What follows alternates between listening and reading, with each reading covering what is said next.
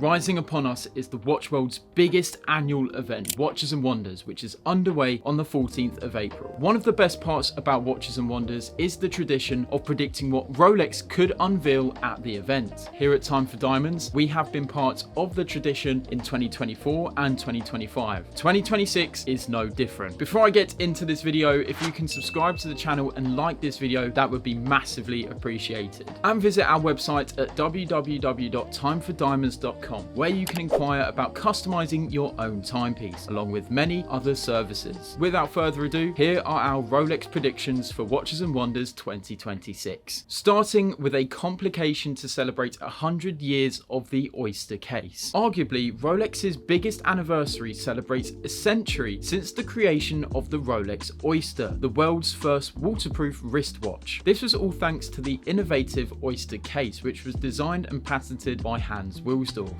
A century is a huge milestone, especially since the Oyster case is vital to Rolex's identity and history. Therefore, it is heavily anticipated that the crown will unveil something to commemorate the creation of the Rolex Oyster watch. The model in Rolex's current catalogue that most resembles the Rolex Oyster has to be the 1908. Now, how can you take the 1908 a step further to celebrate a century milestone? Well, by adding a complication. Rolex could create a 1908 Moonphase or Perpetual calendar. The Moonphase complication was last seen very recently on the 1908's predecessor, the Cellini, so a Moonphase complication for the 1908 is not a crazy prediction. Alternatively, there were rumours in 2024 of a leaked patent displaying that Rolex were in the process in creating a Perpetual calendar. Of course, nothing was released at the time, but could Rolex have been waiting for this century milestone? Our second prediction is a Day-Date 36 70th anniversary model. In 2026, Rolex celebrates the 70th anniversary of the Day-Date collection, marking its first production in 1956. Therefore, it would not be unreasonable to expect the crown to unveil a special Day-Date to celebrate its 70th birthday. Since the Day-Date's inception, the model has always featured a 36mm case, with the Day-Date 2 entering the catalogue in 2008 with a 41mm case size, then replaced by the Day-Date 40 in 2015. Due to this, Rolex could solely produce a piece for the Day-Date 36 range, not the 40. To mark the Day-Date 60th anniversary in 2016, Rolex released the Day-Date Olive reference 228235, and it wasn't until only a couple of years ago that the olive green dial was added to the Day-Date 36 reference 128235. Referring to our prediction, we think Rolex could release an anniversary Day-Date 36 in yellow gold, potentially with a stone dial,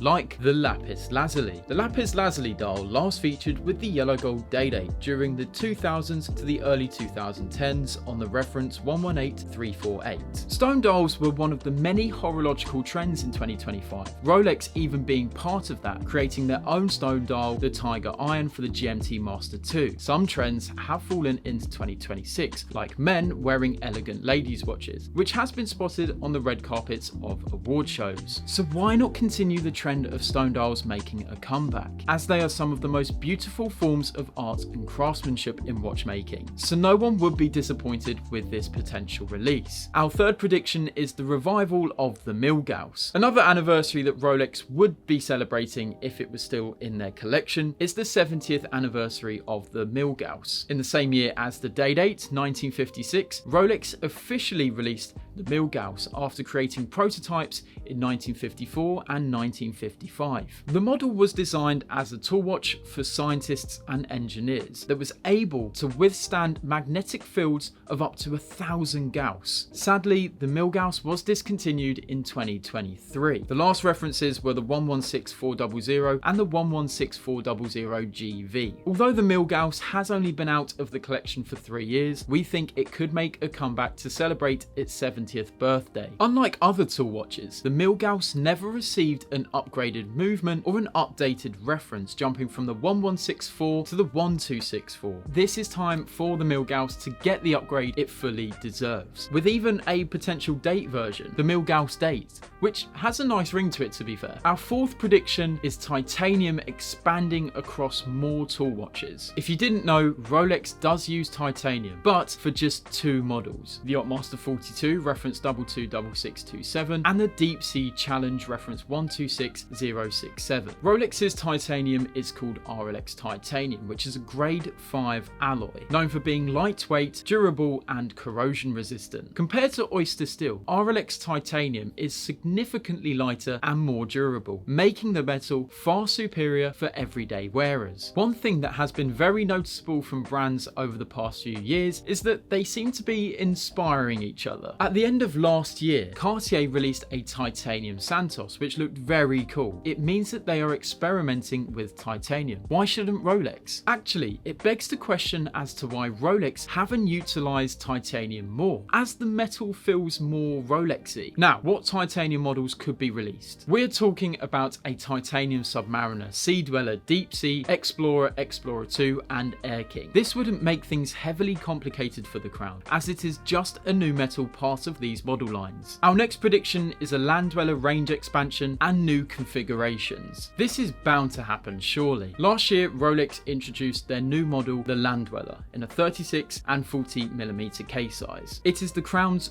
first in-house high-frequency mechanical watch, featuring the caliber 7135. Rolex released the Landweller in white relezor, ever rose gold and platinum, but what is currently lacking with the Landweller is variation. For the white relezor Landweller, there is only a white honeycomb dial available, so there needs to be more options. The beauty of white relezor allows for versatility, so keeping the unique honeycomb pattern, Rolex could produce a black, blue, green or silver dial, which all work perfectly. For the Everose Gold Landweller, there are two dials available, both white honeycomb dials, one plain and one with diamond hour markers. Similar to the white relezor Landweller, one or two configurations are not enough, so we would like to see Rolex produce a chocolate, rose, pink and purple honeycomb dial. Whilst the platinum Landweller only features the ice blue dial, we believe it should remain that way, identical to the Daytona 126506. And now our final prediction for releases is the 1908 Settimo bracelet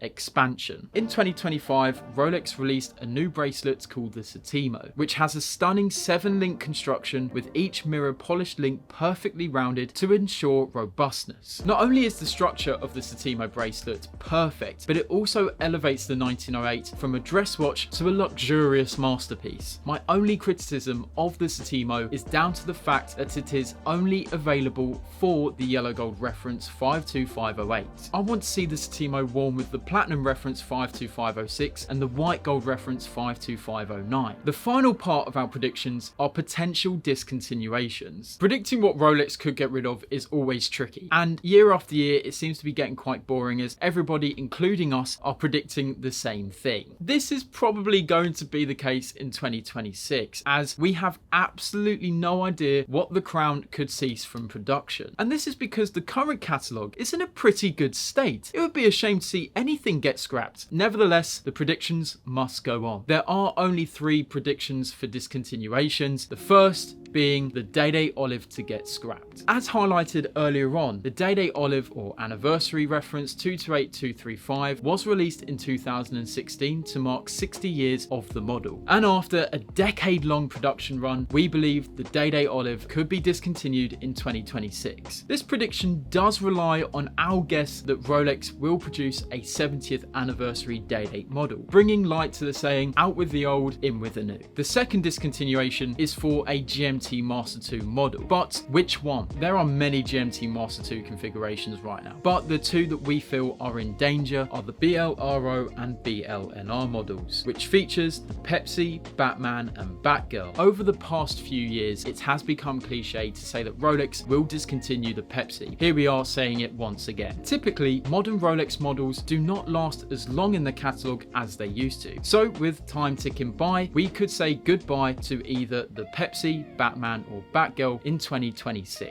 Our final prediction of this video is the discontinuation of the Explorer II. Maybe this is quite a bold prediction, I don't know, but like the Yachtmaster II, the Explorer II could join the model in the category of failed siblings. The Explorer II feels like a dead watch that has grown out of favour with watch fanatics and enthusiasts due to its oversized aesthetic and increased price of £8,850. Additionally, there is not much room for potential with with the Explorer II. Yes, Rolex could produce a full gold Explorer II, like they did with the Deep Sea in 2024. However, we are unsure if it would work with the 24-hour engraved bezel. Sadly, Rolex could discontinue the Explorer II, but imagine after all of this, they actually release a full yellow gold piece. That commences our Rolex predictions for 2026. Please share your own predictions on what Rolex could release down in the comment section below. We hope you enjoyed this video and shall see you next time.